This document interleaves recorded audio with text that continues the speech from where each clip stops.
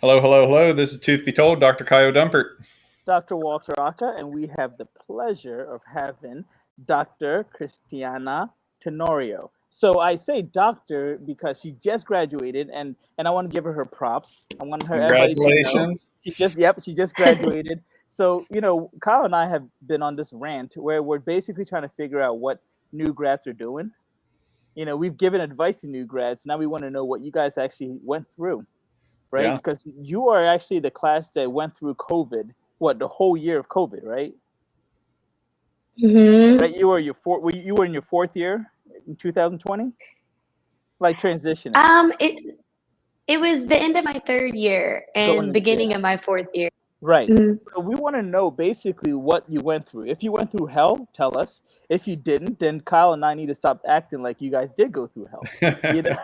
Because outside of dental school, we went through hell. We were trying to figure everything out. Like, it was literally every day we had to figure out what we were doing. And Yeah. Kyle had Mhm. arguments with everybody, including the government and so forth. You know? so we wanted to know basically what you guys went through. So go ahead, Dr. Tenorio, please let us know your history, your backstory. I mean, we want to get to know you. So I'm Dr. Tenorio. I just graduated dental school at the University of Tennessee in Memphis, and now I am working in Houston, Texas. I just got my license last week, actually, after waiting 2.5 months. So I Wow. get to start officially working the first week of August. I'm very excited, very new. People don't realize that Texas is only like state, I feel like, that still uses like typewriters to get your name and address and everything. So that's probably what took so long. Everywhere else Yes. within a week or two you got your license, but not Texas. Oh yeah, I was probably one of the last in my class to get mine, other than my friend going to Nebraska. And there were people who graduated technically a month after me and still are working before me. So it's been a very long wait, but I've been trying to stay patient. That's all good. Congratulations. Thank you. So, So what have you Kyle, been doing the past 2.5 months in preparation for working the rest of your life? and with your Having any friend. fun? Doing anything? No vacations or anything, mainly just moving from Memphis to Houston. And I've also been assisting and shadowing part-time at the office I'm planning on working at. So Okay. that's been nice because I've gotten to get used to the office and get to know the staff and especially the different materials because they're very different brands than what we're used to in dental and even though different than what we used in dental school.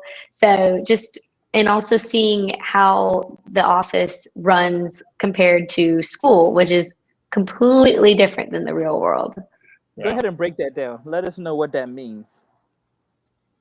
In terms of the office, Yeah, like you said, it's totally different than the real world. Like, what do they do differently? Like, what is some of the biggest shock that you've had to deal with? one that was really good was that we don't have to talk finances with the patients really. Whereas at school, that was like a big factor was presenting a treatment plan and then a patient refusing it and just right on the spot. And no insurance at school, no payment plans. Whereas here we have something called a benefits coordinator at my office where you pass them along, they present it, and then if the patient has any financial issues, I mean, most of our patients have insurance, so that's good. So they're typically covered in some way. If they still need help, there's also like payment plan options at the office. So patients are more likely to accept the treatment plan and compared to at school. And also just the way that you just go into the office and as the dentist, you talk to the patient, obviously, but you do dentistry. You're not setting up your own cubicle. You're not sterilizing. You aren't checking people in and making appointments. You just get to go and do what you love to do.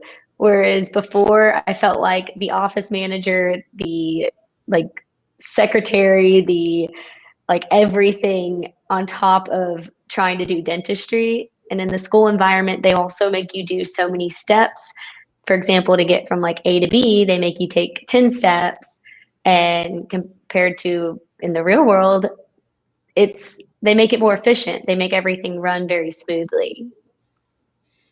So how did you go about finding this job? Because a lot of new grads struggle. I would think they would struggle, but we've talked at length on this show about what the different options are. So, what option, as far as corporate, private practice, group practice, did you go with? How did you find your job? And what was the job interview process like, and kind of what all those details are? Yeah, and then how many options did you have too? Mhm. So I started searching for a job back in September. I started very early because I did not want to graduate without a job. I knew I was moving away from Memphis and would need to pay rent, pay bills. I just didn't want there to be any sort of unknown after graduation. And it took me a while. I probably sent my resume and applied to over 100 jobs. Wow.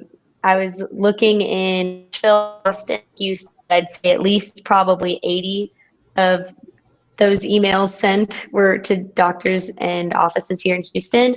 And I was still struggling to find a job. Even by Christmas break, no one was reaching out at all. And around maybe February was when I started hearing back from some dentists.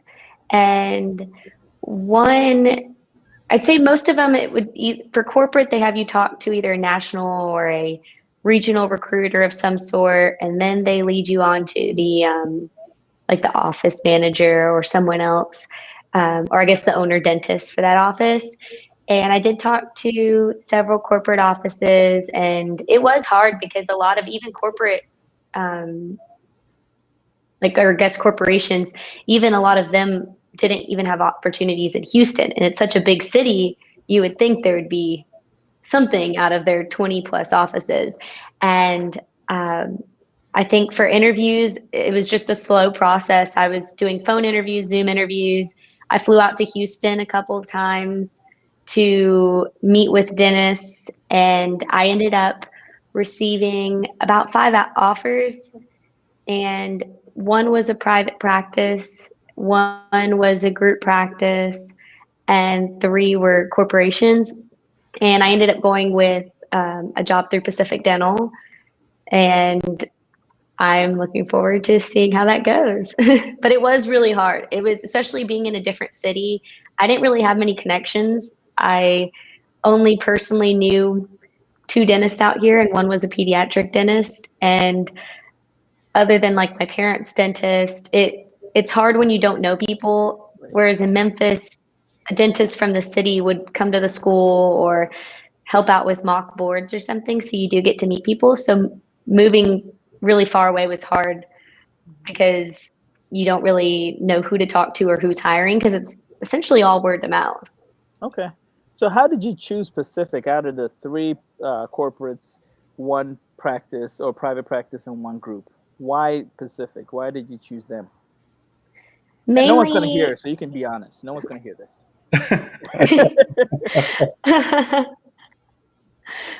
mainly the location. Out of, I guess, out of the other corporations in the group, they wanted me to work outside of Houston, and they considered it Houston, but it would be a 35, 40-minute commute. And I knew exactly where I was going to live in Houston.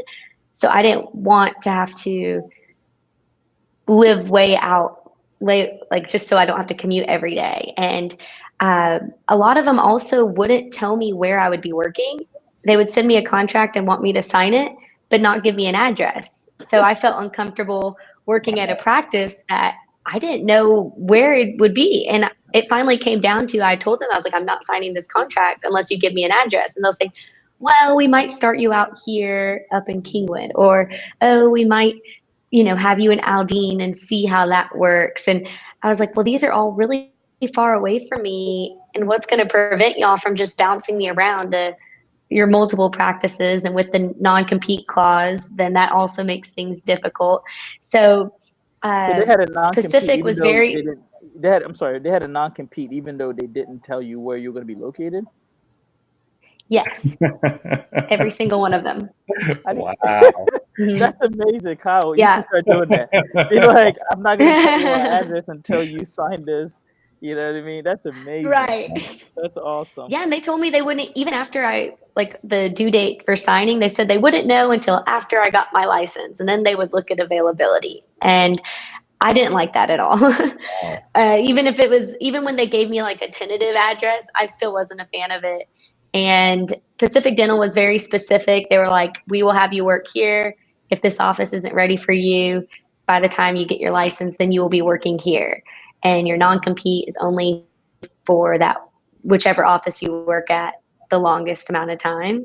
And I liked also the salary. They paid a little higher than the other offices that offered. And also, in terms of the private practice, he never offered me a contract and wouldn't give me an estimated salary or even how many patients he had. And he would call every once in a while and say, let me know when you're back in Houston and you have your license, and then we'll talk about a job.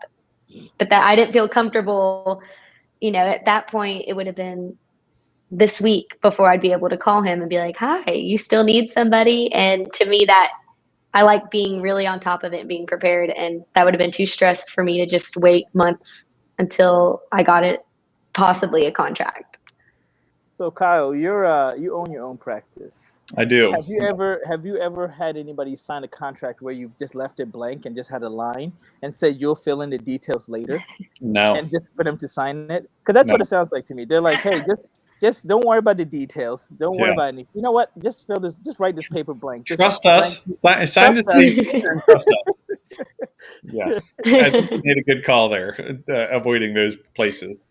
Well, so are you like a rarity, or are other classmates of yours kind of in the same situation where the environment for employment is pretty slim? It sounds like. What about your Yes, friends that definitely. graduated with you? The ones that didn't go to residency have been in essentially the same boat as me, unless they had parents who were dentists, or the ones from really small towns that have like a small town dentist that they grew up with and that they were going to end up there since the minute they decided to be a dentist. So that was kind of frustrating for me because around Christmas break, I was hearing people who were getting job offers, and then I kind of had to sit back and think, well, these are people who knew these dentists their whole lives. It's their uncle or their parents' best friend. So I can't really be too down on myself Yeah. that I didn't have, that offer essentially for the last 4 years. But the ones who don't have those dental connections, I still have friends who are either just now signing contracts or who still haven't found a job yet. Now, if you don't mind me asking, if you do, let me know. And don't answer this if in your contract there was a non-disclosure agreement. But we all talk with each other, kind of. At least my class, my friends, we would talk to each other about what kind of deals that, or not deals, but contracts we were getting pay wise. Was everybody pretty consistent with what they were finding with private practice versus group practice versus corporate dentistry, as far as either a salaried or percent of collections that they were getting? Was it all comparable, or were there, a big range in offers? Okay. I'd say out of out of my closest friend group, almost all of us went corporate, but I'd say it was about the same. One of my professors who is super kind and will read all of our contracts for us and go through it word by word and really just make sure that we look at all the nitty gritties of our contracts. He was telling me that on average, new grads, whether it be private practice or corporation, they make around 25 to 35% production. Uh, I have heard of people making less. I've heard of people being paid based off of collections. Pacific Dental has like a tier system where based on how much you earn, or there's like a base pay for a few months, and then uh, based on how much you earn, it goes up. So that was nice. but I've definitely have been hearing like don't accept less than 25, 24%, and don't pay lab fees.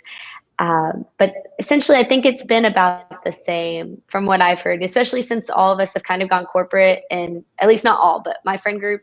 So hearing what they get, I think since corporate's harder to negotiate, we're all kind of stuck with like the same amount starting out compared to those in private practice. Okay. Yep, that's my wife. Hi, she just came through. I'm embarrassed. I'm embarrassed. No, but what's it called, guys? Here's a question. Do you think that you made the right decision? I know it sounds horrible because you're about to work for this, but Don't if answer you had to that. start, no, I let me made a explain. horrible decision signing that No, contract. let me explain. Let me ask in another way, right? When you were starting dental school, when you were finishing, did you want to open your own practice like Kyle? Did you want to work with private practice? You know, like what was some of your thought processes before you found out that, hey, I could go corporate? You know what I mean? So that's what I meant by that. Like, did you have a game plan? Like we all had a game plan. Like I personally never wanted to work with corporate. Never. You see what I'm saying? And that's what I'm asking. Like, I never wanted to work at corporate, and I'm working with corporate, right? Because I've learned to adapt and just kind of said, okay, this is exactly what I wanted to do. Right. I was the same way. I originally wanted to work in private practice. Right. I told myself I would find a dentist who was close to retiring, Right. work for them, and eventually buy the practice from them. And Right. it'd be in a certain part of the city. They'd be doing a lot of cosmetic dentistry. Okay. That was the ideal plan. But like I said, finding a job was very difficult. And Right. finding a job like that, especially I feel like not a lot of dentists were retiring this year or Yep. getting close to it. Um, so but I do not regret it, especially since it's a first job and my boss has been or the owner dentist. She's been a really good mentor and I feel like she's going to teach me a lot. And I feel like being in corporate, you get to see a little bit of everything. And I don't have to be worried there at that office not having patients or just being thrown the simple fillings. They want me to do everything. They have plenty of patients for me to see. So I don't have to worry about twiddling my thumbs in the back office waiting around for patients to come. So I think I made the right decision but ask me again about a year from now. We'll see how that goes. No, honestly, I've worked, I own my own practice. I've worked private practice. I've worked corporate.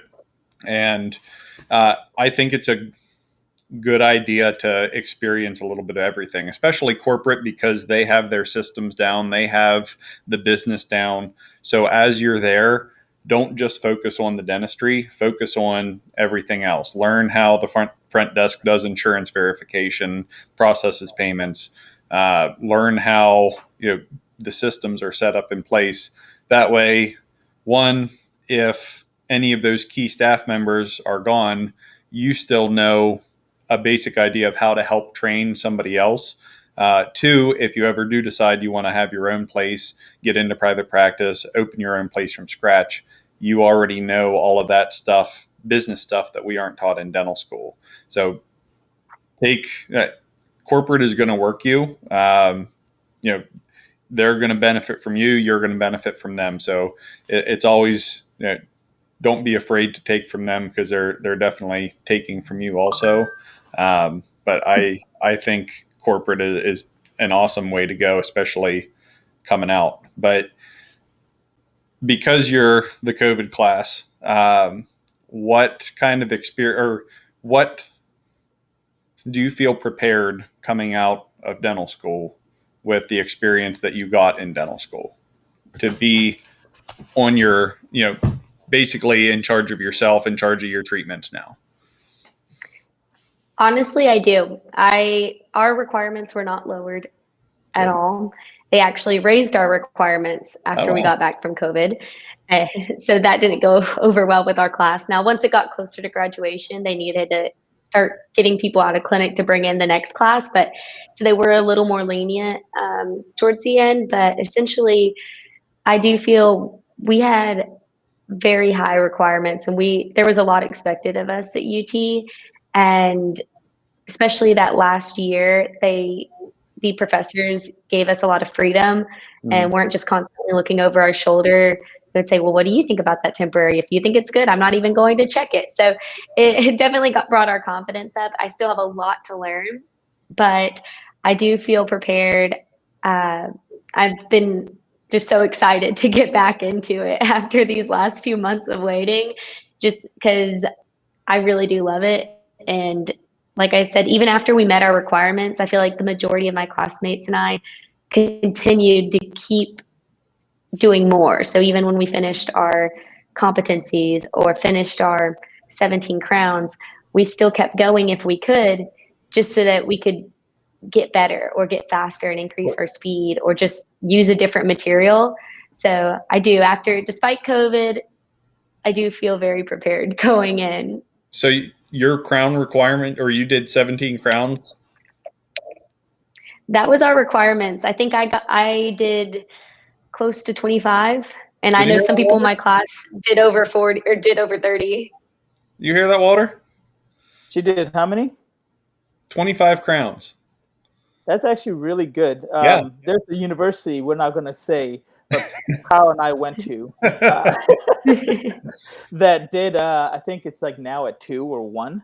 Yeah. Like it's really Wow. low. It's really, bad. really low. So we've been talking a lot of crap about them for a while. Whenever I graduated in 2013, it was if you do 6 crowns, you get a C. If you do 8 crowns, you get a B. If you do 10 or more, you get an A for that clinical area. So to hear that you're doing 25 and some of your classmates are doing over 30, I mean, that I do 4 or 5 crowns a day right now, just as a general single tooth practice, really.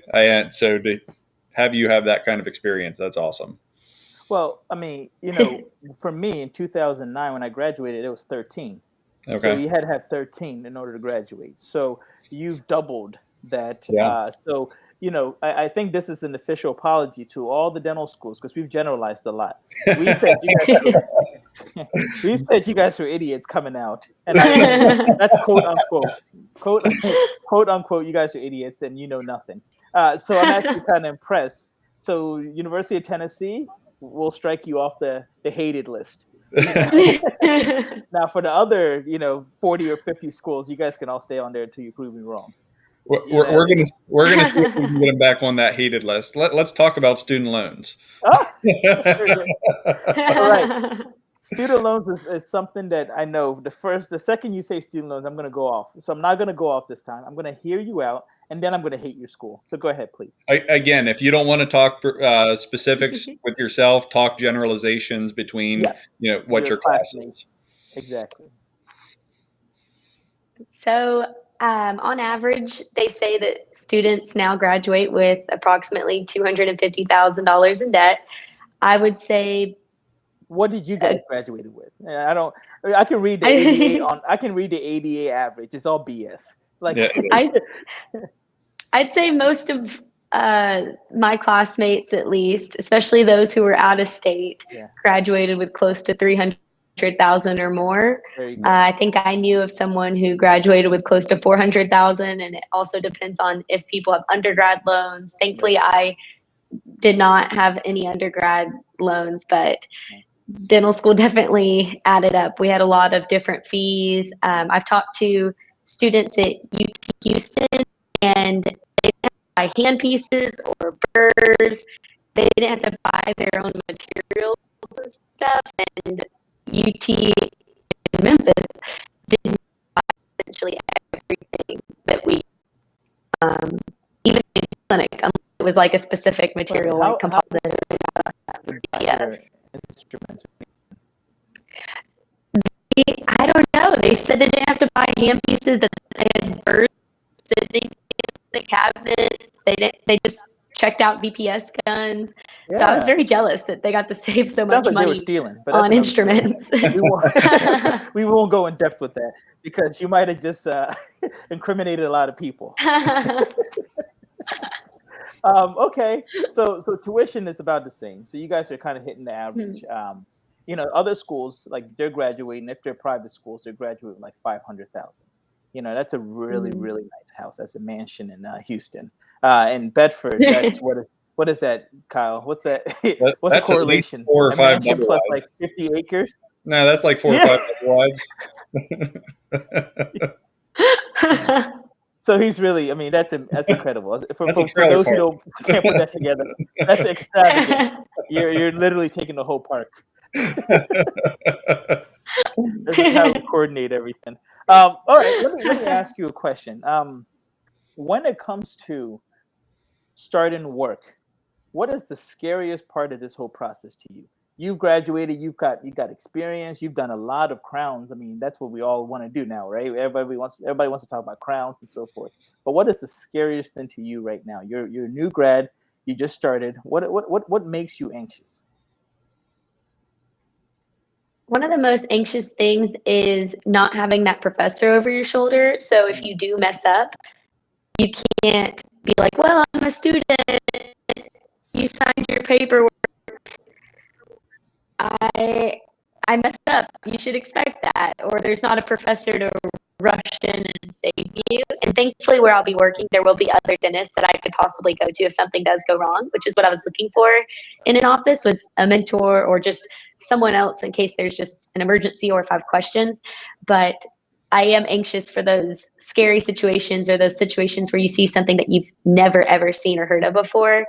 Uh, and trying to figure out how to explain that to a patient or even how to get yourself out of that situation, especially if the other dentist at the office is busy or if you're there by yourself. So that's one of the scariest parts of starting for me.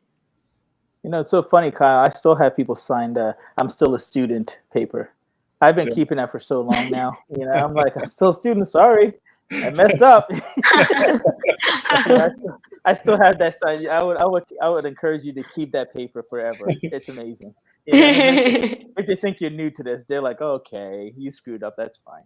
And yet, every day is every person is different. There are still days where I walk in with patients, and you get started on a treatment, and in your head something happens with during the procedure, and you got to think on your feet. And there's a lot of times where you think, I don't know what to do now, but you take a couple deep breaths.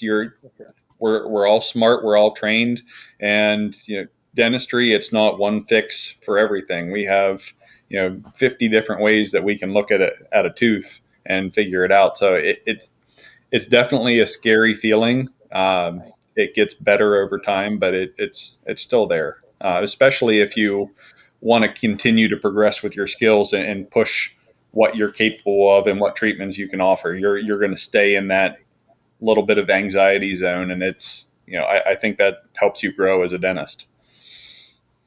I don't know if I've ever not run into a situation where I didn't know, right? I honestly, every single time I come into something, like Kyle said, and I'm just like, I've never heard this, or I've never seen this before, or I've never dealt with this before. So I always stay in contact with my friends.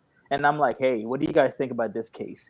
Or Yeah. what, like I have friends who like, they're like, hey, I'm gonna treatment plan something. I'm like, I have no clue where to even begin, right? Because Right. it's so much. So I contact my prosto friends and I'm like, hey, how would you treatment plan this, or where would you start? You see, so there's nothing wrong.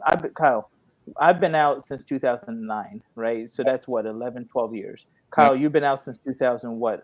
13. 13, right? So Kyle's been hitting this up and has his own practice. You see, so we're not.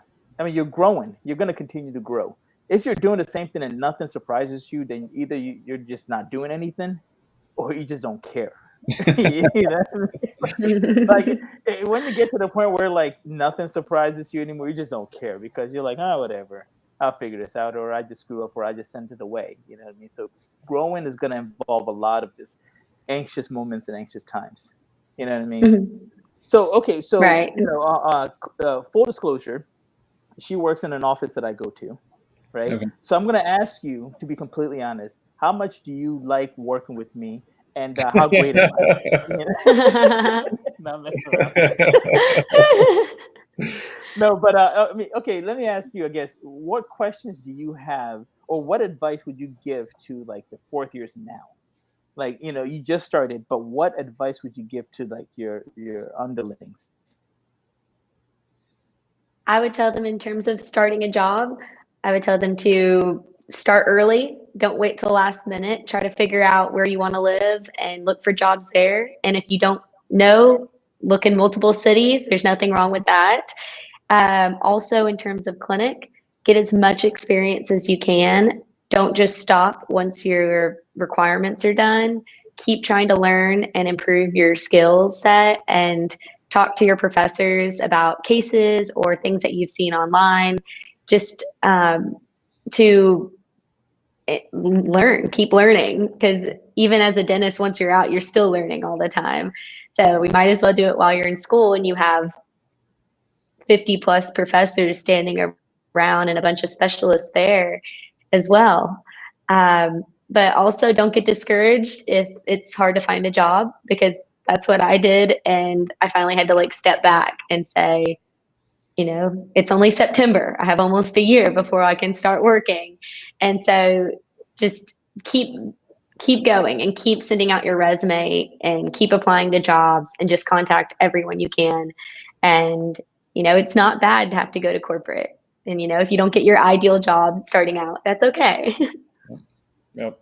Absolutely. Okay. I got to ask this question too. So in my class, we were very competitive, right?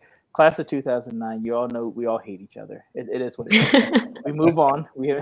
I see. We went to the reunion. It was like 4 people went to the reunion. That's how much you didn't like me. It is what it is. So how competitive or how chill was your class? My class was very chill. Okay. I feel like it skips a year at UT, because the class above and below us were very competitive, whereas we were all friends essentially. And if not maybe like friends, we still all helped each other out. Someone would make a really cool pharmacology study guide, and instead of just keeping it to themselves, they'd send it out to the class. Or if someone, asked for help in the group me about something in class or a quiz question or something, then someone would always like be there to help out. And especially amongst like your close knit like group of friends, like my friends and I, we would almost assign subjects, I think our first or second year of dental school, and each of us do study guides and share them, and each of us share resources and materials. So I was very lucky to be a part of a class that thankfully did not hate each other. We all got very close, and especially with COVID, and we had administration changes and requirement changes. I feel like especially as it got towards the end, we were all getting very close, and we spent every waking moment together, whether it was in school, the library, going out. Hardly any of us had friends outside of dental school in Memphis. So we had to get close and we had to be there to help each other. And it was really nice. That's not the answer I was looking for, but I guess that was a lame answer. No, because every class has that one person that wants to snitch on everybody. Everybody got an A, so then they're angry because the OD was out there.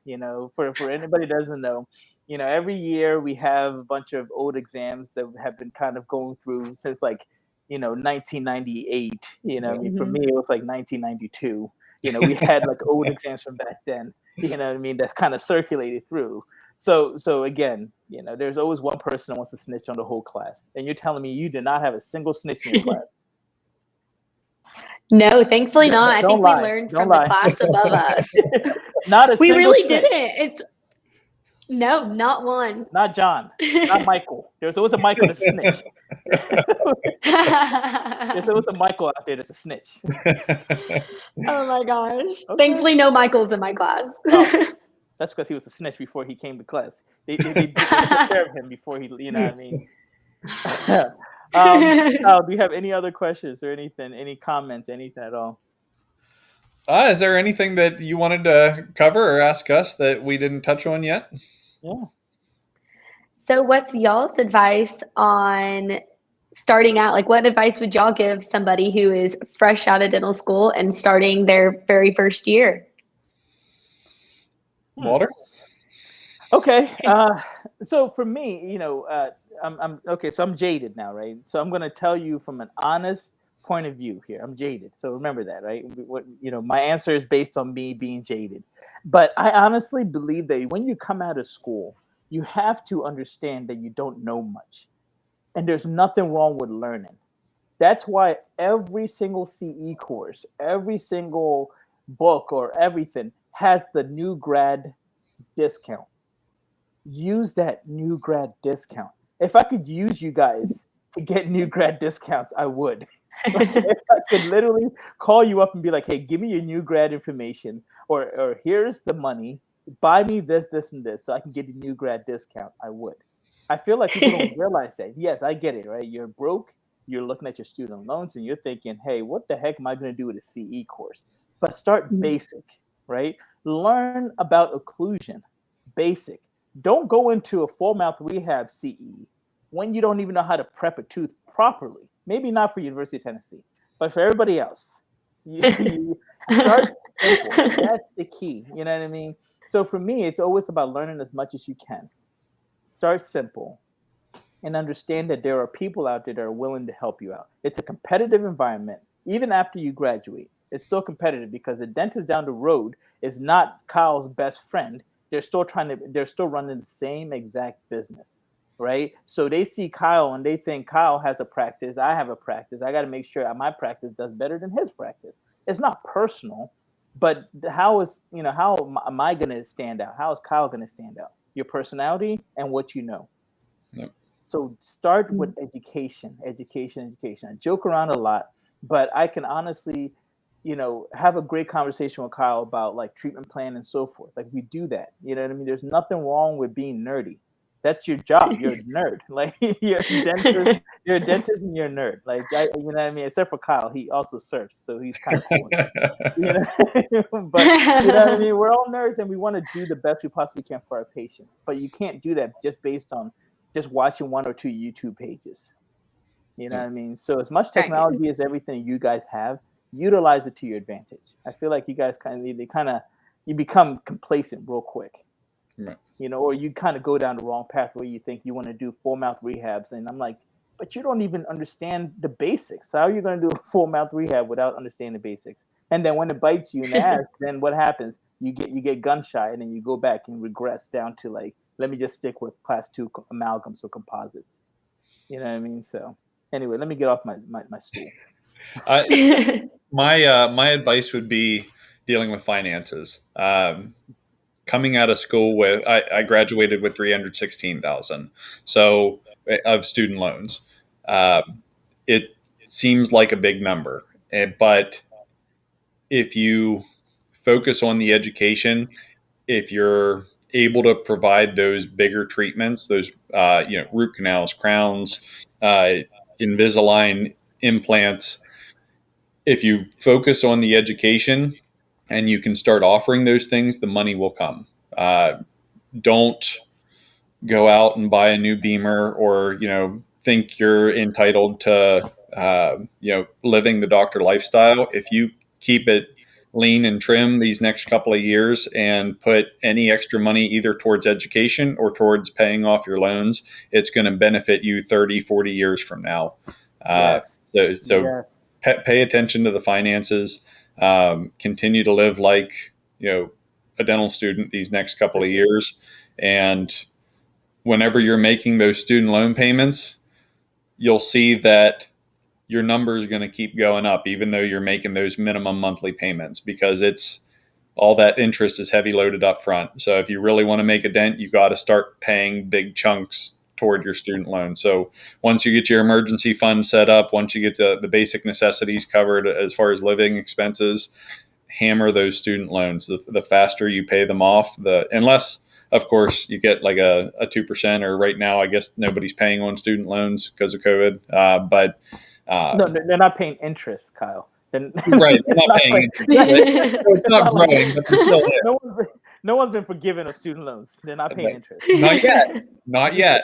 He hates the government. If they're talking about forgiving student loans, forget everything I said, because it's a waste of money to pay for them then.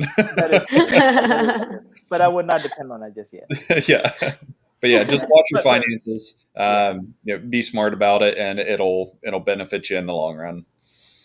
and have fun. Have fun. I mean, like for me, I remember before I had any responsibilities, meaning my kids, or getting married. I worked like 6 days, and it sucks, but it allowed me that extra income to pay off my loans. And someone told me once, they were like, look, and at the time, mind you, like this, I'm old, so at the time, like student loans were like 5-6%, right? So they were like, if you pay off your student loans, it's like guaranteeing yourself 5-6% return on your income. And I was like, Yep. that is kind of a good way of putting it, right? Because we're always thinking, oh, we need to invest in this and that, but there's no guarantee even with investment that high. So when you put it that way, I was like, oh, okay, yeah. Because once I'm done with my student loans, everything that I make is mine. I'm not giving it to Uncle Sam. I'm not giving it to some, student loan company. It's mine. So if you think that way, then you can live that, baller lifestyle, and no one's gonna even like be mad about that. They're gonna be like, oh man, she's making money. She's done well. She sacrificed a little bit. You know what I mean? So, and also learn insurance. I truly feel like if you learn insurance and understand your value, like don't just give money away. Like if a patient comes to you and says, "Oh, can you give me a discount?" Tell them no. There's nothing wrong with that. Yeah. You don't have to give a discount to sell treatment. If the patient values you and your treatment plan, they'll do it, because if they have an iPhone in their hands and it costs $1,200 for an iPhone, and they're not willing to pay $400 for your crown or a restoration, they can go to hell. They can go to hell, and I said that. Anybody listening to me, you can go to hell, because if you can afford an iPhone, Yeah. then you can absolutely afford our treatment plan. And iPhones last 3 years. I know. I have an old iPhone, Hey, and it's don't dying out. forget about that data plan that's attached to the iPhone. That's like Oh, no, 150 a month. exactly. And we have payment plans. So Yeah. let's be honest here. Please, please, please. I tell this to everybody.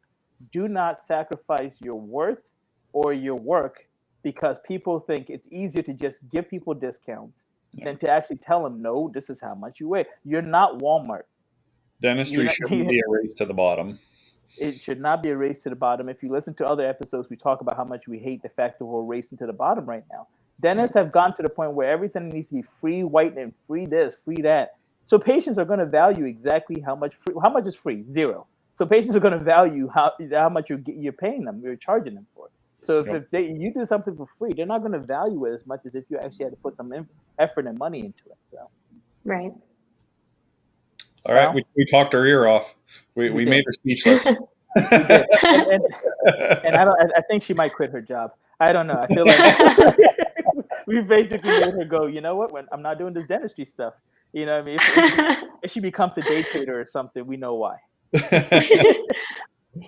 No, but thank you so much for taking the time. I know you're busy, but thank you so much for taking the time to come and talk to us. We really appreciate you. We do. Thank you.